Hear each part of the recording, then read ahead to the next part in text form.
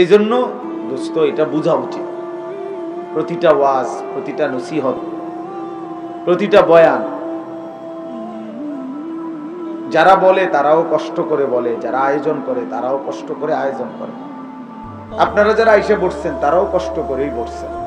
সেই কষ্টের বিনিময়ে যদি নিজেদের হৃদয়ের মধ্যে কোনো অনুভূতি না আসে, ফিকির না আসে, কোনো ভাবনা না আসে, তাহলে কি লাভ?